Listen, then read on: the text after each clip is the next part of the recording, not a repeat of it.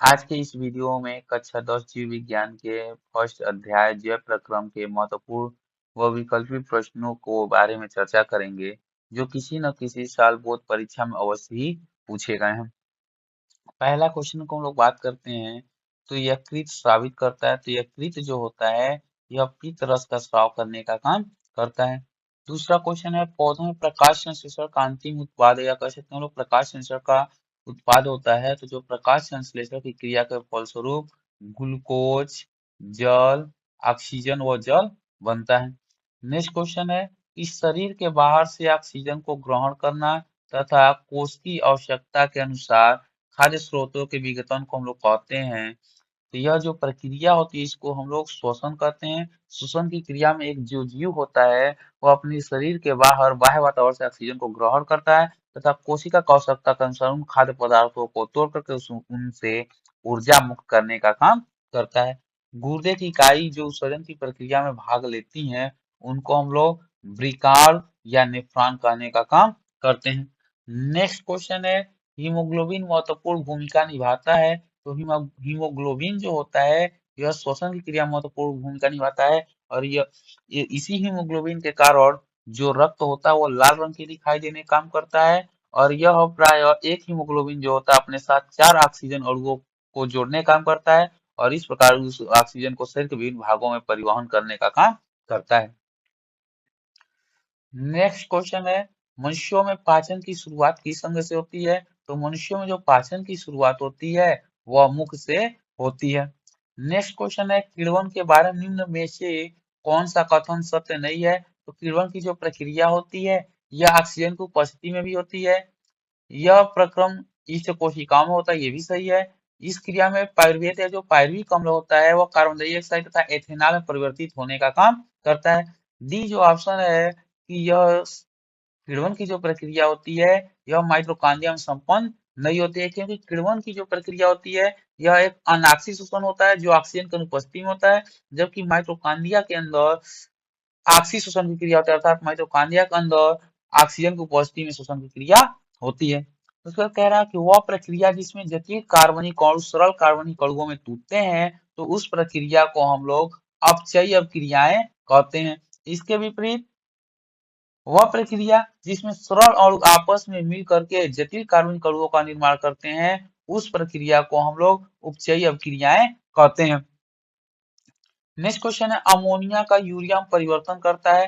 तो अमोनिया को यूरिया में परिवर्तित करने का जो काम होता है, वह यकृत के द्वारा किया जाता है। नेक्स्ट क्वेश्चन है कि फेफड़ों से शुद्ध रक्त आता है। तो फेफड़ों से जो शुद्ध रक्त होता है, वह बाएं अलिंद में प्राय महाशिरा या पल्मोनरी शिरा के द्वारा लाया जाता है। जबकि हृदय से अशुद्ध रक्त को महाधमनी द्वारा दाएं अलिंद से फेफड़ों तक पहुंचाने का काम किया जाता है। मतलब शुद्ध रक्त जो होता है, वो बाएं अलिंद से आता है, जबकि अशुद्ध रक्त जो होता है, वह दाएं अलिंद से फेफड़ों तक ले जाने का काम किया जाता है। फिर हम बात करते हैं नेक्स्ट क्वेश्चन की। तो निम्न में से विटामिन का कौन सा जोड़ा जल में घुलनशील होता है। तो विटामिन बी व सी जो होता है, यह जल में घुलनशील विटामिन होते हैं। इसके अतिरिक्त तो सभी जो विटामिन होते हैं, वह वसा में घुलनशील होते हैं। अगला क्वेश्चन, निम्नलिखित में से कौन विषमपोषी नहीं है। मतलब विषमपोषी नहीं है, तथा विषमपोषी वह जीव होते हैं जो अपना भोजन स्वयं न बनाकर किसी दूसरे जीवों से ग्रहण करने का काम करते हैं। तो जो फफूंदी होता है, ये भी दूसरों से अपना भोजन प्राप्त करता है, फीता कृमि भी प्राप्त करता है, ईस्ट भी प्राप्त करता है। लेकिन जो ऑप्शन डी है, मनी प्लांट, यह एक पादप होता है और पौधे जो होते हैं अपना भोजन स्वयं बनाने का काम करते हैं। नेक्स्ट क्वेश्चन है, आहार नाल की सी के आकार की संरचना किसकी होती है। तो आहार नाल में सी आकार की जो संरचना होती है, वह ग्रहणी की होती है।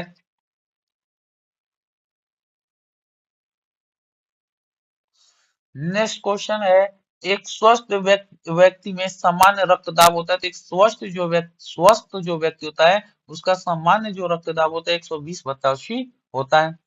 कुपिकाएं या वायु कोशिकाएं पाई जाती हैं। तो कुपिकाएं जो वायु कोशिकाएं होती हैं, यह फेफड़ों में पाई जाती हैं और इन कोशिकाओं में रक्त वाहिनियों का जाल पाया जाता है, जिनके द्वारा सरल विसरण क्रिया द्वारा कार्बन डाइऑक्साइड वह ऑक्सीजन का आदान प्रदान होता रहता है कोशिकाओं से और रक्त के बीच में।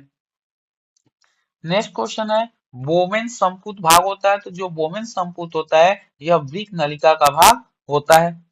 अगला क्वेश्चन है, द्वार कोशिकाएं पाई जाती हैं, तो जो द्वार कोशिकाएं होती हैं यह रंध्रों में पाई जाती हैं, सॉरी, केवल रंध्रों में पाई जाती हैं, और यह प्रायः रंध्रों के फूलने व बंद होने का नियंत्रण करने का काम करती हैं। अगला क्वेश्चन है, पादप में जाइलम उत्तरदायी होता है, तो पादपों में जो जाइलम होता है यह जल का परिवहन करने का काम करता है। इसके विपरीत जो फ्लोएम होता है यह पौधों में खाद्य पदार्थों को परिवहन करने का काम करता है, और यह खाद्य पदार्थों को प्रायः खाद्य पदार्थों को प्रायः सुक्रोज के रूप में परिवहन करने का काम करता है। नेक्स्ट क्वेश्चन है, निम्नलिखित में से कौन सा जोड़ा प्रकाश संश्लेषण की अभिक्रिया में प्रयोग किया जाता है, तो जो जल एवं जो कार्बन डाइऑक्साइड होता है यह जोड़ा प्रकाश संश्लेषण की अभिक्रिया में प्रयोग किए जाते हैं। अगला क्वेश्चन है, पाइरुवेट के विखंडन की प्रक्रिया संपन्न होती है, तो पाइरुवेट के विखंडन की जो प्रक्रिया होती है यह माइटोकॉन्ड्रिया में संपन्न होती है।